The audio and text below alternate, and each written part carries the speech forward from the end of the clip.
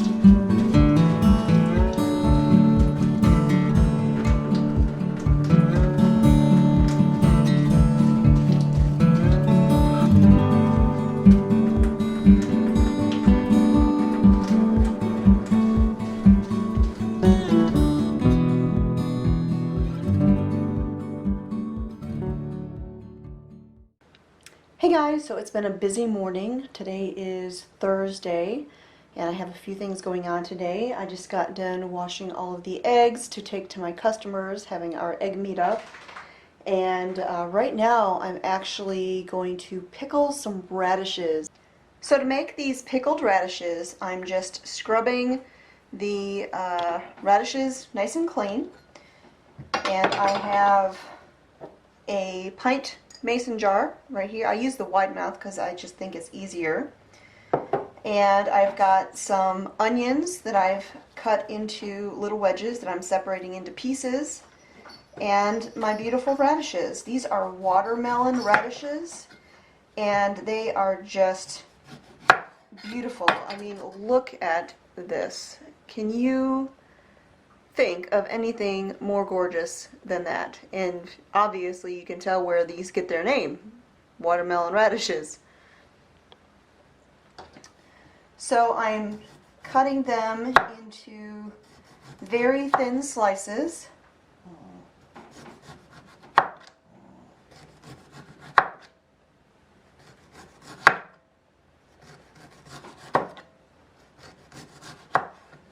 And then I'm just layering a few in there at a time.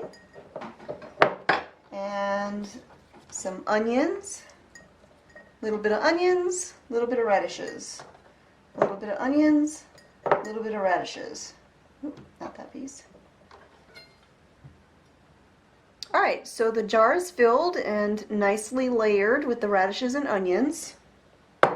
Alright, so now I've got another jar here, and I have in here half a cup of rice vinegar. You could also use like Bragg's apple cider vinegar because it's milder. I wouldn't use anything super harsh. Please don't use the generic apple cider vinegar you get at the grocery store because that is not the same thing. Bragg's vinegar has a milder flavor, and so that would probably be okay, but this recipe calls really for rice vinegar. So now to this, I'm going to add a half a cup of sugar. And I'm going to add a teaspoon and a half of salt.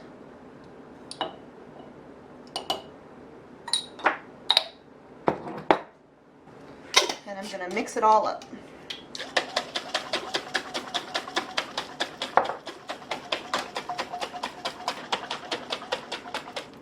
Alright, and then I'm just going to take this liquid and I'm going to pour it over the top of the radishes. Alright, so now we have the liquid, focus. Alright, so now we have the pickling liquid in there, and we're just going to go ahead and put a lid on, close it up tight, and we're going to stick this in the refrigerator for at least 8 hours or overnight. Now while that refrigerates, I'll go in there every so often, you know, anytime I come into the kitchen or what have you, and I'll just give that jar a shake to make sure everything mixes up well and everything gets coated and pickled. Alright, so I do have a little bit of news to share with you. We decided to go ahead and do something a little bit different around here.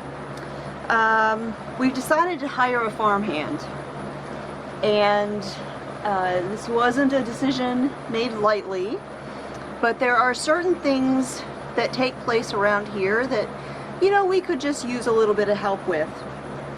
And so I brought on a farmhand a couple of days ago, and she is new at what she does. She is young, but she shows great potential as being a good helper around here.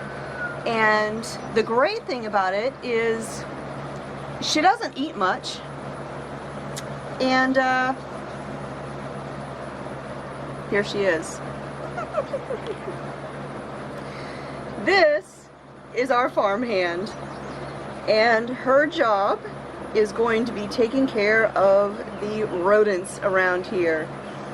She's feisty and energetic, and you can see she's an orange tabby with a Manx tail, so she's a Manx. But yeah, so she's going to be our future farm cat. At this point, as you can see, she's still very young, and we don't let her just roam around willy-nilly around here yet, just because she is young. Even if she wasn't young, when you are training a farm cat to live at your farm, you don't let them run loose right away. When you bring them to your farm, you let them live in a crate.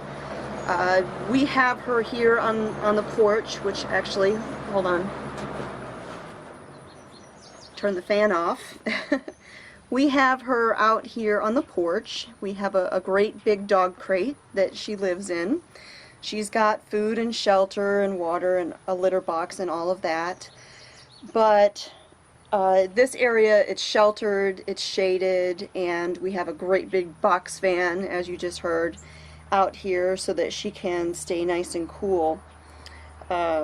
We let her out as soon as we come outside. If we're going to spend any time out here doing chores, just sitting out here with her, and she follows us around all over the place. She's just very entertaining already.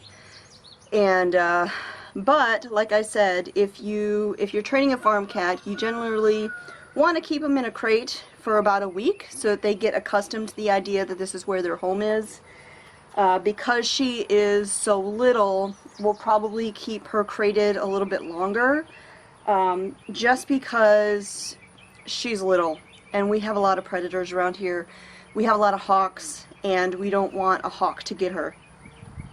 And so I don't like keeping her crated, but it's a big crate, and it's for her safety. It's only temporary, so we keep her crated, and I come out here and I spend a lot of time out here. Of course, it also takes me twice as long in the morning to do my chores, because I got someone following me, and yeah, but I think she'll be a good addition to the homestead. I think she'll be a good mouser. I was actually going to call her Mouser, but Mr. Smith liked the idea of calling her Stumper. It is what it is. So that is our new farmhand to help us out on the homestead. Now, the good news is our barn is still rat-free and still mouse-free. There's still no signs of anything out there in the barn. However, the other day we came out and we set up the chicken tractor for the goslings to live in. And the chicken tractor, as soon as we moved it to put it where we wanted to in a nice shady spot, we discovered a nest of moles underneath there and baby moles everywhere, which the chickens ate. And then a couple days later we were moving a bin that had been sitting out behind the barn. We needed to use it for something and lifted it up to discover a nest of mice under there. And so we still have rodents. You're gonna have them. It doesn't matter where you live, you're gonna have them. And I think to help keep them from becoming a problem again, bringing on a farm cat, or maybe two, maybe we'll get another one down the road. I think it's a good idea. I really feel like, I think every farm should have a farm cat.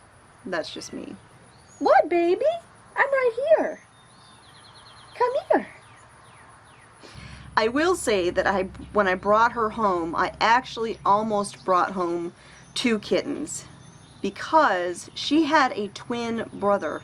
And I say he was a twin. Now, she had other siblings there too, but this one in particular, I say he was a twin because his markings were identical to her. Identical. Every swirl, every stripe, everything. The only difference that you could tell between her and him, to tell them apart, was that his tail was about half the size of her tail. That was it. Otherwise, they were identical. They both even have smiley faces on their sides. Alrighty, so I'm gonna get back to doing what I was doing. Got some things I need to take care of today. Get ready to go to my egg meetup in town. I think I'm gonna bring an ice bottle out here though for her, just because it is hot, and even though she has that fan, I'll probably give her one of the big frozen ice bottles, just like I do the rabbits. That way, if she wants to, she can lay against it and get extra cool.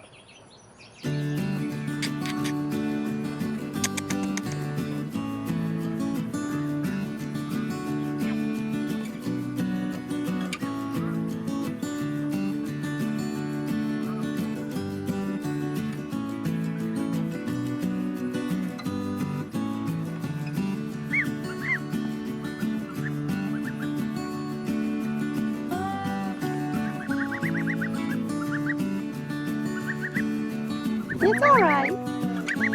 It's alright. She won't hurt you.